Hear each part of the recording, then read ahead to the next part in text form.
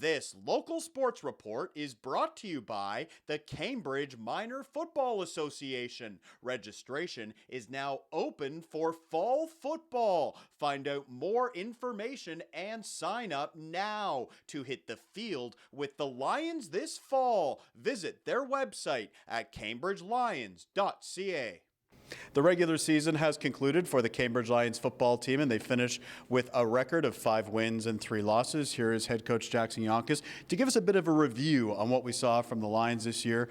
You go into the playoffs with a road game. You'll play Essex on the 20th. How do you look at the season overall now that you've concluded the regular season, Jackson? Yeah, we started the season with having a goal of getting into the playoffs, and our division is so competitive that you gotta take care of that first, right? It's not like back in the day, if you're good, you'll get in the playoffs. Mm-hmm. There's every team in our conference really deserves a bid, and we were able to get in the playoffs, and that was our goal. We don't think there's a huge separation between any of the playoff teams on our side of the bracket, and I think really it was so important that we get a chance to get into the playoffs, get this bye week, get a little bit healthier, and try and put our best foot forward next weekend. I think you faced a lot of adversity as well. I don't really like talking about injuries because I don't think that's necessarily fair, and I don't want to make excuses, but this team has been through some stuff this year. Now you go on the road for a playoff game. Do you think that adversity maybe helps you a little bit, and how do you view the matchup on the 20th against the Ravens? Yeah, every team in our conference, specifically, our division, everyone's got guys banged up because every time you play a conference game, that's basically a playoff game, and the teams we played from the other conference played us hard as well. So it's been a long time since our bye week. I think we had a bye week 3, and so we've played 6 games or whatever, bang, bang, bang, back to back to back, and I think it showed last weekend. And this opportunity, we're really approaching this game as we've earned 4 more practices to become the best football team we can be, and we kind of broke it down to our players and coaches as each one of those practices is a quarter. We're focusing on specific things in each quarter, which we think translate to the game. And this week it's a little more mental, next week it's a little more physical, but certainly we're going to have to play very well to compete down there. But I think like every team in our conference, including Essex probably, everyone's going to be a little healthier, and it's going to be really good playoff football come next weekend. We've seen who the stars are. If you've been out at Jacob Hespler, a lot of those kids stand out. Obviously, the quarterbacks have been great. Joel Gilmore's been great. But who are some of the kids that have really caught your eye? Some of maybe the younger kids who are in their first or second year with the Lions who have really stood out to you and made a difference that ultimately now may have an opportunity to play at the next level down the road because of how well they've played for the Lions and maybe getting noticed this season? Yeah, we've had a ton of guys step up, particularly in the receiving core. Drake Davis has become more of a household name than he probably was coming into the season. Dan George has done some great things for us, both grade 11s. Hadi Almiari, I think, has really grown a lot as a player in that receiving core. All those guys, Zervos, Alex Stewart, have stepped on the field and at times made plays for us. So we got Alex back last week, which is big. He'll be, I think, actually almost healthy for the first time since, I think, week 3. So, he helps us a lot in that receiving core. And, defensively, there's a ton of guys. Tapa has really come a long way, along with Woodrick and Wignall on the D-line. We have some other D linemen banged up right now that they've had to play more minutes. We were getting good snaps out of DeAndre Lowe earlier in the season. He's been banged up.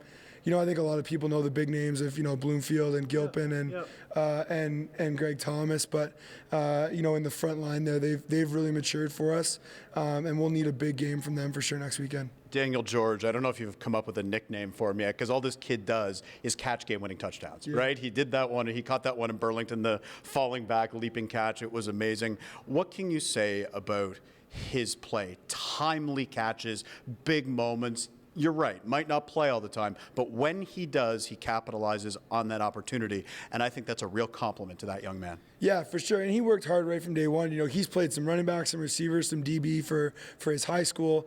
So he came in as a really good athlete, but needed to refine his skill set as a receiver, and I think that's why you've seen him make those big plays, because the athletic ability has been there since day one.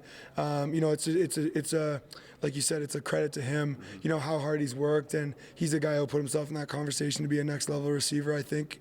And they got a good program going at Blueville right now. So. This is a rematch. When you go back to Essex, you lost in the final week of the regular season. What do you learn in that game? that you can take into this playoff game? Obviously, it's two different scenarios in the sense that it wasn't an elimination game before and now it is, right? But what do you learn and what do you take away from last Saturday that you think you can use when you go back there this time? I think there's a couple schematic things that, we planned to take advantage of and we weren't able to do. It was more mental mistakes and just little physical busts here and there that can really make a difference. We had a lot of turnovers. We really struggled in the return game, so our field position was tough all night. So we just put ourselves in really hard situations.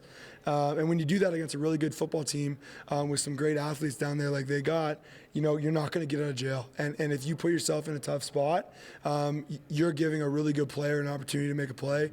And we want to put ourselves in those positions. So it's not, obviously it's a big rivalry game and they're a really good football team.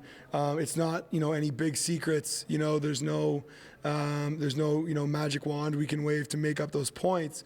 It's more so just our guys being a little more ready to physically go do what they need to do to take advantage of some situations that we really like our matchups in. So I think it's going to be a much better football game, and they're going to play well. I think their last 4 games they've won by a combined over 100 points.